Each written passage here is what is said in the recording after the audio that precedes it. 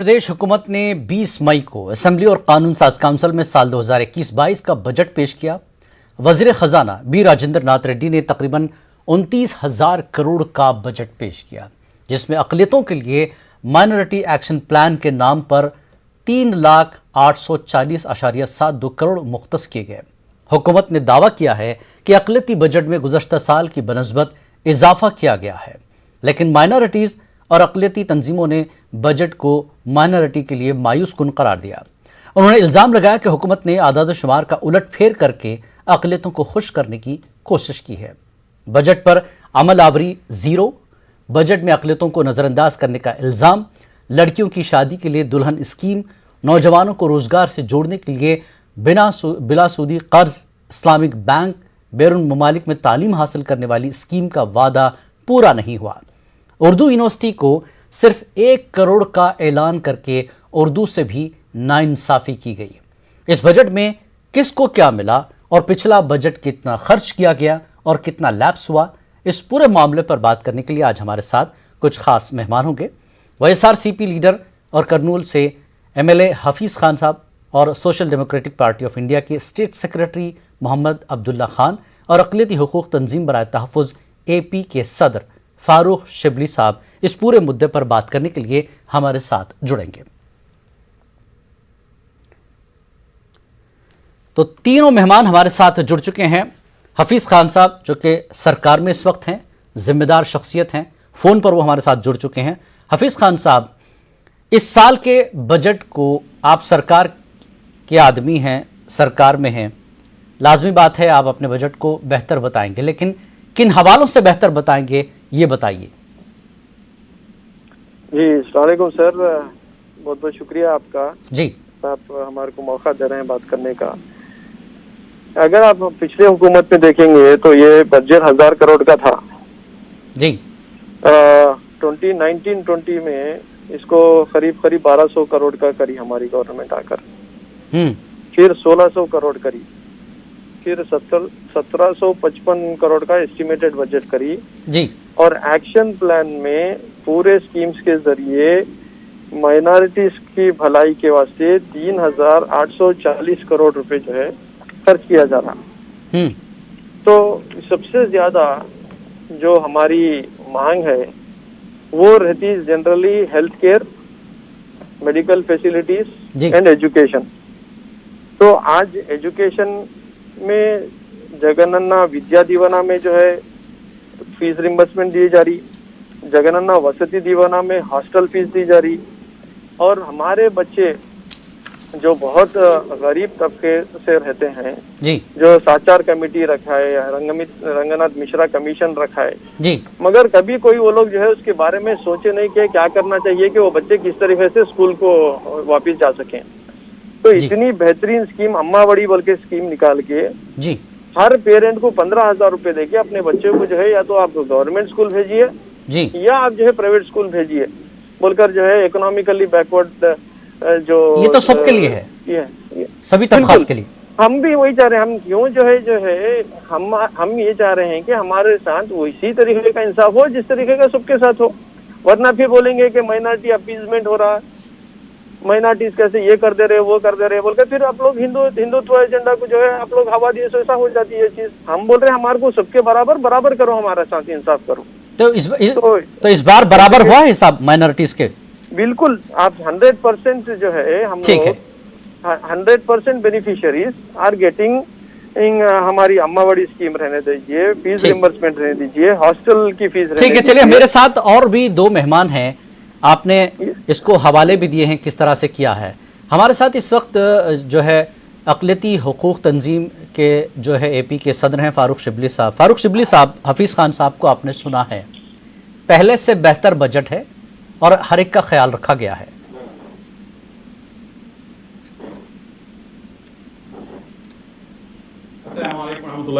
मैं तो जनाब हमारे हफीज़ खान साहब हमारे बड़े भाई हैं, माशाल्लाह, अल्लाह ताला जो है उनको MLA बनाया है, और मैं उनकी जितनी भी बात है खैर मैं उनकी जो राय है मैं उससे मैं मुत्तफिक नहीं हूं, मैं बिल्कुल उसकी राय के जो है बिल्कुल खिलाफ हूं। और जो भी फिगर्स और फैक्ट्स जो भी एमएलए हफीज खान साहब जो यहां पर पेश किए हैं वो बिल्कुल सरासर गलत है, झूठ है।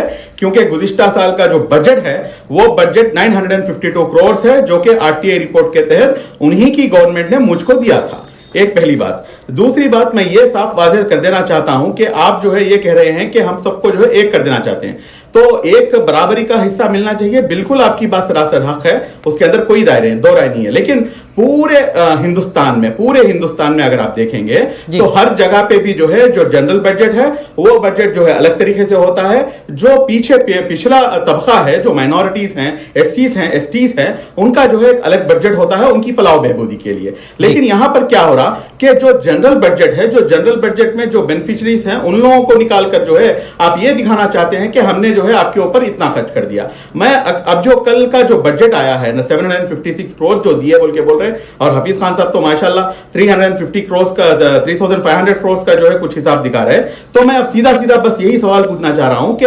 हुकूमत में आने से पहले जो हमारे इज्जत माब चीफ मिनिस्टर जनाब वैएस जगन मोहन रेड्डी साहब हैं, आपने जो है इस्लामिक बैंक का वादा किया था, वो वादा कहां गया? उसके बाद में जो है आपने जो है इन चीजों पर आएंगे, इन चीजों पर आएंगे अभी शिबली साहब अभी आएंगे इन चीजों पर। 2 दिन पहले जो बजट आया था उसमें अकलियतों की फलाह बहबूद के लिए 3840.72 करोड़ रुपए आए थे, जिसमें माइनॉरिटी एक्शन प्लान के लिए 1756 करोड़ रुपए। ठीक है, ये चीजें क्लियर हुई हैं कि ये तो खैर कागज पर आया है, कैसे आया, क्या होगा, इस पर हम तफसीली बहस करेंगे। हमारे साथ एसडीपीआई के स्टेट सेक्रेटरी है मोहम्मद अब्दुल्ला खान, वो भी कुछ कहना चाहते हैं। हफीज खान साहब की बात पर उन्होंने इशारा किया था। जी अब्दुल्ला खान। मैं सैयद अहमद जिलानी साहब के लिए जगह दिए, और जो पैनलिस्ट हैं, जो भी हमारे करीबी साथी हैं, फारूक शुबली साहब का भी मैं शुक्रिया अदा करता हूं, वो सुन रहे हैं, और हफीज खान साहब भी माशाल्लाह हमारे दोस्त ही हैं जी। जैसा कि फारूक शुबली साहब जो बताए, जो फेक फिगर्स हैं बोलकर, मैं उनकी तारीफ करता हूं। जैसे 2019 और 20 में वाईएसआरसीपी की तरफ से सिर्फ 9 मंथ के लिए 952 करोड़ बजट को बताया गया। उसके बाद अगले साल 2021 के लिए 1800 करोड़ हो गया। फिर 21-22 का बजट 3840 करोड़ जो अनाउंसमेंट हुआ है, हमें इसकी क्लैरिटी होना है कि ये पूरा बजट क्या नवरत्न वालों के जरिए से आप तकसीम करेंगे या सिर्फ माइनॉरिटी के डेवलपमेंट के लिए ये आप ये करेंगे बोलकर। अभी हमारे हफीज खान साहब जो बोले माइनॉरिटी अपीसमेंट वाली पॉलिटिक्स वो शुरू हो जाती है अगर माइनॉरिटीज की बात करें तो बोलकर। मैं आपको बता देना चाहता हूं, जगन मोहन रेड्डी साहब के वालिद 4% सिर्फ मुस्लिम के लिए रिजर्वेशन लाए थे, जब वो सोचे नहीं ये मुस्लिम अपीसमेंट की पॉलिटिक्स होती बोलकर। अब जो 2007 में जस्टिस रंगनाथ सचार कमीशन बोलती है कि मुस्लिम पूरा बैकवर्ड चले गया है बोलकर, तो आपकी गवर्नमेंट मुस्लिम को अपलिफ्ट करने के लिए कौन से प्लान लेकर आई? 2 साल से हम लोग देखते हैं दुल्हन स्कीम। आपके सवाल का जवाब ले लेता हूं, हफीज खान साहब लाइन पर है। जी हफीज खान साहब, एक चीज मैं बोलना चाहता हूं। असेंबली में बजट पेश हुआ, इस पर तो भरोसा करना पड़ेगा, क्योंकि सरकार पूरी जिम्मेदारी के साथ जब असेंबली में बोलती है तो वो रिकॉर्ड पर आता है। हाँ, ये बात और है, खर्च कितना हुआ, लैप्स कितना हुआ, ये अलग बहस है। जी हफीज खान साहब, अब्दुल अजीम ने और शिबली साहब ने जो सवालात उठाए हैं इसका जवाब दीजिए। जी साहब, मैं हमारे शिबली साहब को और हमारे अब्दुल्ला खान साहब को भी मैं शुक्रिया अदा करता हूं कि वो इख्तिलाफ राय जो है जो बता रहे हैं, ये अच्छी चीज है जी। मगर एक चीज बताना चाह रहा हूँ सर, मैं जो बोल रहा हूँ ये हवाई बातें नहीं बोल रहा हूँ।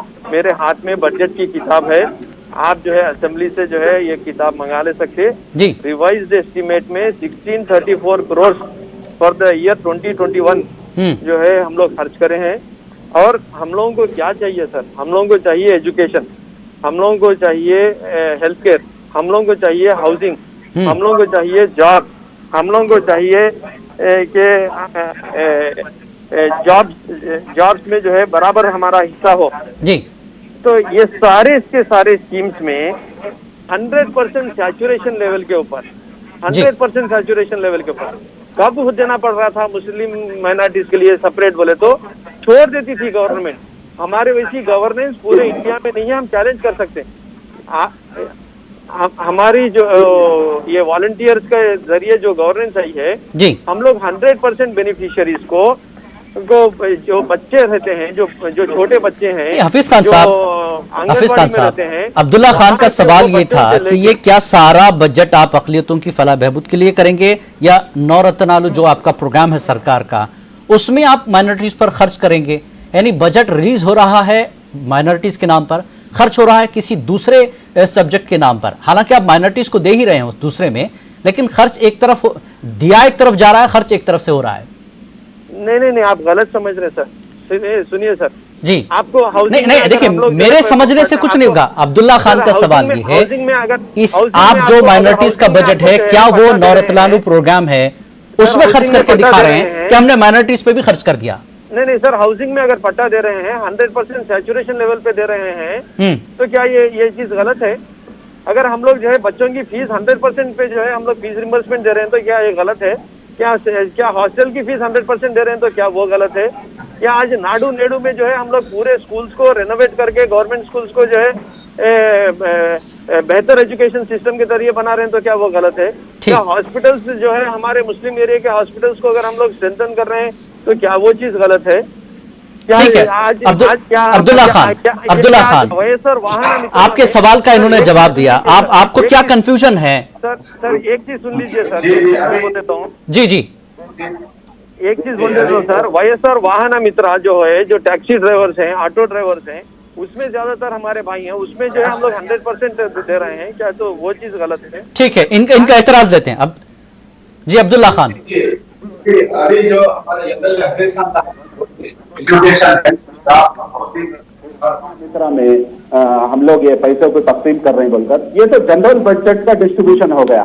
तो आप माइनॉरिटीज के लिए डायरेक्ट मुस्लिम्स के लिए क्या दे रहे हैं वो हमारा क्वेश्चन है।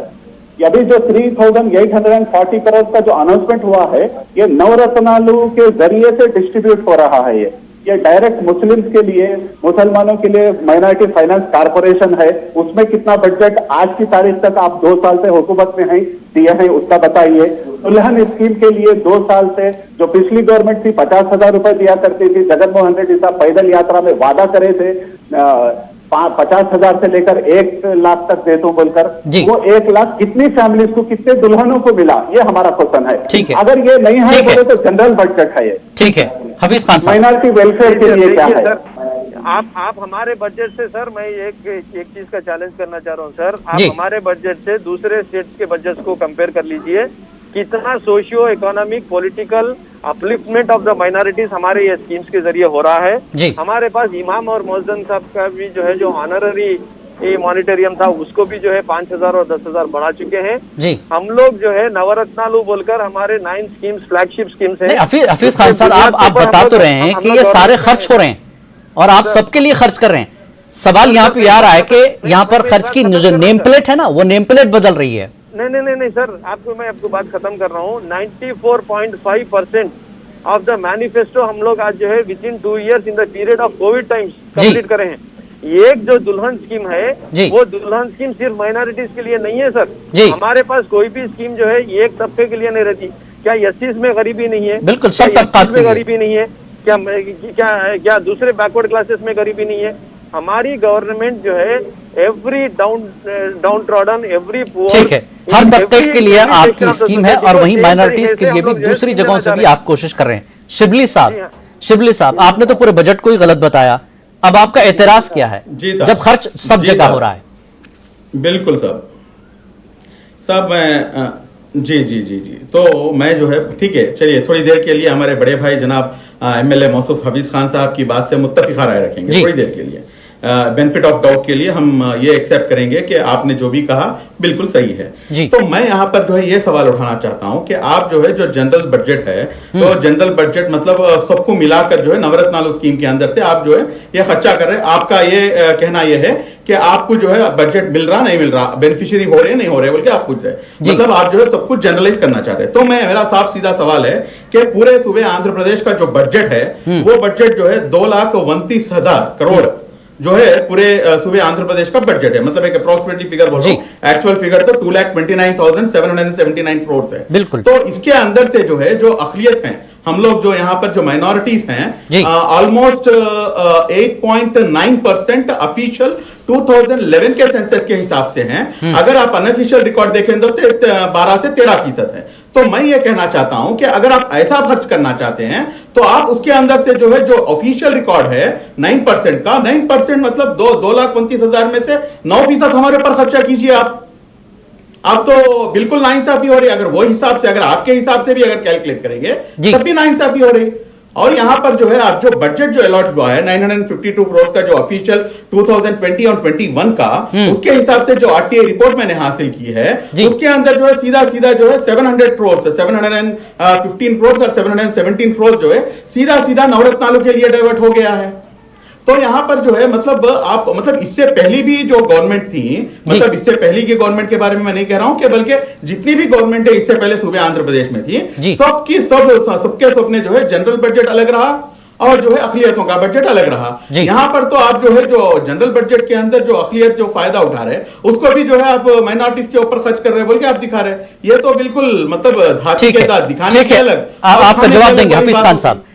बजट एलोकेट होता है माइनॉरिटीज के लिए, जनरल बजट में आप दूसरी जगहों पर, मैं यही कहना चाह रहा था कि नेम प्लेट आप बदल रहे हैं, यही इल्जाम आप पे लग रहा है हफीज खान साहब। सर मैं एक बात बताना चाह रहा हूँ, 2,29,000 का जो फारूक शिबली का आप जवाब दीजिए। उसमें एग्रीकल्चर सेक्टर रहता सर, इंडस्ट्रियल सेक्टर रहता, एजुकेशन सेक्टर रहता, हेल्थ केयर सेक्टर रहता, सोशल वेलफेयर सेक्टर रहता। तो साहब समझना चाहिए हम लोग कि सोशल वेलफेयर सेक्टर में हम आपको ये बोल रहे हैं कि 100% में तो 100% जो है जितने economically backward beneficiaries minorities category हैं उनको हमारा बजट एस्टिमेट, आप फारूक शिबली साहब भी बोले कुछ 900 करोड़ 1000 करोड़ का, मैं बता रहा हूँ आपको रिवाइज्ड एस्टिमेट, माने जो हम लोग खर्च करें 1634 करोड़ का जो है हम लोग खर्च करें 2021 ईयर में बोलकर, इतना बजट कब खर्च हुआ था सर? कब वो इतना जो है बेनिफिशियरीज आए थे?